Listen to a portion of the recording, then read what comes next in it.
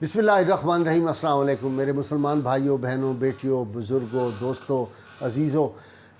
آج میں نے بہت ایک حیران کن چیزیں آپ کو بتانی ہیں کہ حضرت شاہ نعمت اللہ ولی رحمۃ اللہ علیہ 850 برس پہلے کے جو بزرگ تھے کشمیر میں، انہوں نے کچھ پیش گوئیاں کی تھی۔ آپ نے ان کے بارے میں سنا بھی ہوگا۔ یہ وہ لارڈ کرزن جب وائسرائے ہند تھا تو اس نے حکم دے دیا تھا کہ ان کی کتاب جو ہے یہ بین ہے اور اس کتاب کو نہ پڑھا جا سکتا ہے، نہ اس کو کسی کو سنایا جا سکتا ہے، کیونکہ آپ کی پیش گوئیاں جو تھیں حضرت شاہ نعمت اللہ ولی رحمۃ اللہ، اس میں لکھا ہوا تھا انگریز آئے گا برِ صغیر میں اور وہ 100 سال صرف اس کی حکومت ہوگی، 100 سال بعد ختم ہو جائے گی۔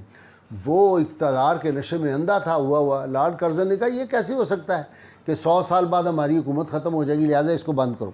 خیر، وہ جس طرح انہوں نے پہلی پیش گوئیاں ساری کی تھی مسلمانوں کے، غیر مسلموں کے بارے میں، وہ ساری پوری، وہ تو بہت لمبا قصہ ہے، لیکن میں پاکستان بننے کے بعد ان کی جو پیش گوئیاں ہیں وہ آج آپ کو بتاؤں گا، اور چونکہ وہ فارسی میں ہے تو فارسی میں اگر پڑھوں تو بہت وقت لگ جائے گا۔ میں صرف ان کا جو ہے وہ ترجمہ ان کی جو ہے وہ آپ کو بتانا چاہتا ہوں، شریک آپ کو کرنا چاہتا ہوں اس میں۔ انہوں نے فرمایا نعرہ اسلام 23 سال تک بلند رہے گا۔ 1947 میں پاکستان بنا، 1971 میں 2 لخت ہو گیا۔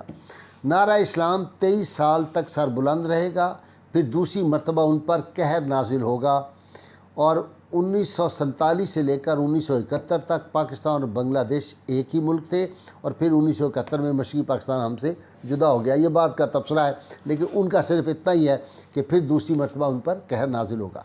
پھر فرماتے ہیں کہ قاضی یعنی جج جہالت کی مسند پر دیکھے گا، اور بڑے بڑے علم والے لوگ بہانوں سے لوگوں سے رشوت لیں گے۔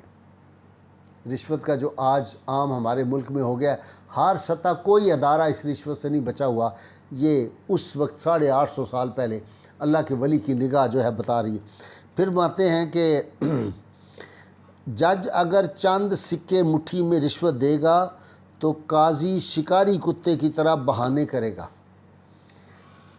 اسی طرح فرماتے ہیں کہ ایسے وقت میں تو کسی کو اہل حق نہ دیکھے گا، ایسے وقت میں تو کسی کو اہل حق نہ دیکھے گا، اور لوگ چوروں اور ڈاکوؤں کے سر پر دستار رکھیں گے۔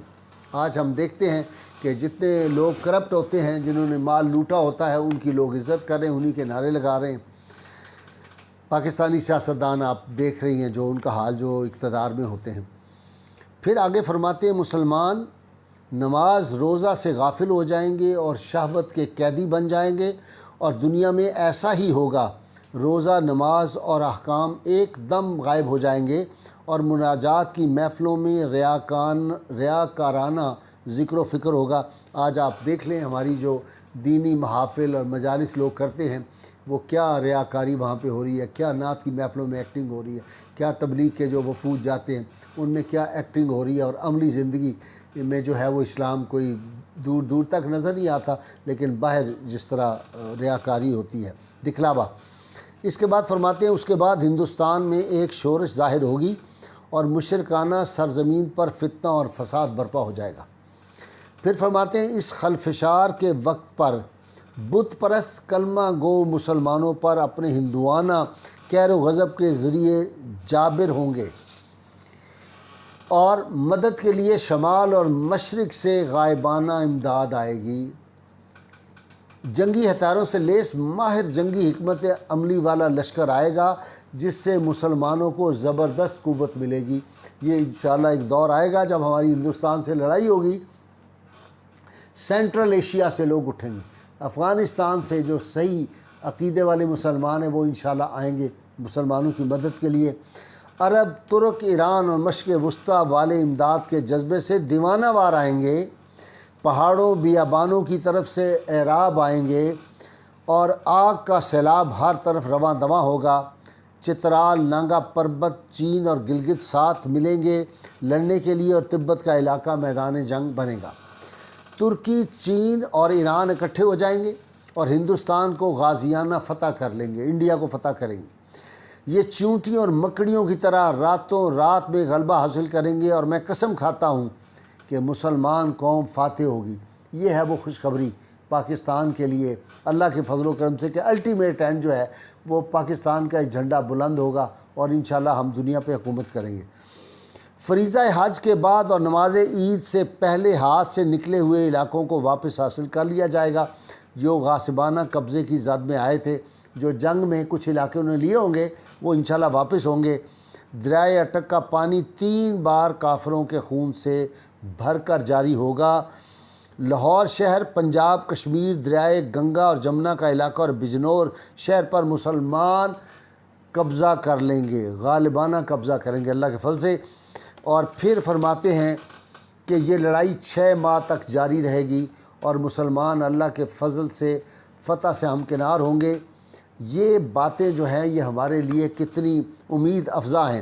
اور اسی طرح آج جو کتاب جس سے میں یہ ساری چیزیں آپ کو بیان کر رہا ہوں، یہ غزوہ ہند کے بارے میں کتاب ہے، بڑی زبردست۔ اس کو علامہ محمد فیاض چشتی نے لکھا ہے۔ یہ میں کتاب بھی دکھا رہا ہوں تاکہ اس میں بہت زبردست واقعات ہیں۔ 1965 کی جنگ جو ہے، اس کے بارے میں جو کچھ روحانی اس وقت مدد ہوئی تھی، اس کے بارے میں بھی یہ ساری جو اس میں چیزیں ہیں وہ ساری مینشن کر دی ہوئی ہیں، اور وہ آدمی پڑھتا جائے تو ایمان تازہ ہو جاتا ہے۔ مثلا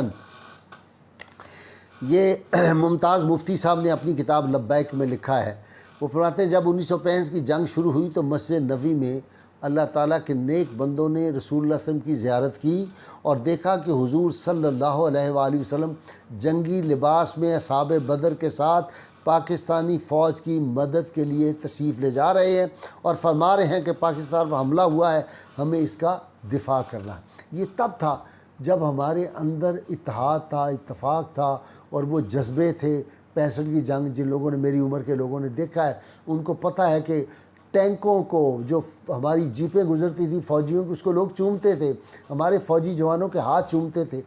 جب تک کسی قوم کے جو لوگ ہوتے ہیں، جو نوجوان ہوتے ہیں، جو بچیاں ہوتی ہیں، وہ اپنی فوج سے محبت اور عشق نہ کریں، اس وقت تک کبھی فوجیں جو ہیں وہ تعداد یا اسلحے سے نہیں کامیاب ہوا کرتی۔ یہ اس سے ہمیں ایک سبق ملتا ہے۔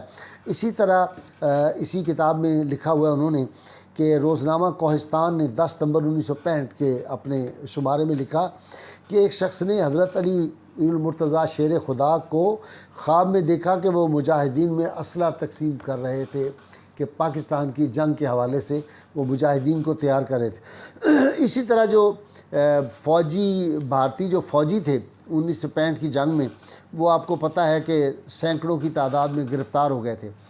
ان سے جب پوچھا گیا کہ تم بتاؤ، تو انہوں نے کہا ہمیں سمجھ نہیں آئی کہ جب ہم جنگ کر رہے تھے پاکستانی فوج سے، تو سفید لباس والے لوگ جو تھے وہ دوسری طرف سے آتے تھے، اور جتنے ہم ان کی طرف پھینکتے تھے گولے اس کے توپوں کے، وہ ان کو ہاتھوں میں لے لیتے تھے، اور اس کے بعد ہاتھ میں ان کے پھٹتا نہیں تھا، وہ واپس ہماری طرف پھینکتے، ہماری طرف پھٹتا اور ہمارا بڑا نقصان ہوتا۔ تو ہمارے حوصلے اس وجہ سے بہت پست ہو گئے تھے اور ہم نے سرنڈر کر دیا۔ تو اللہ تعالیٰ سے دعا کیا کریں کہ اللہ تعالیٰ ہمیں حضور رحمت کونین صلی اللہ علیہ وسلم کی غیر مشروط محبت، لا محدود فداری نصیب فرمائے، اپنے وطن سے پیار کریں۔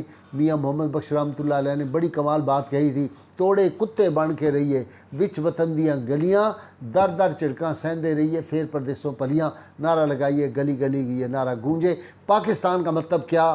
لا الہ الا اللہ محمد رسول اللہ صلی اللہ علیہ وآلہ وسلم۔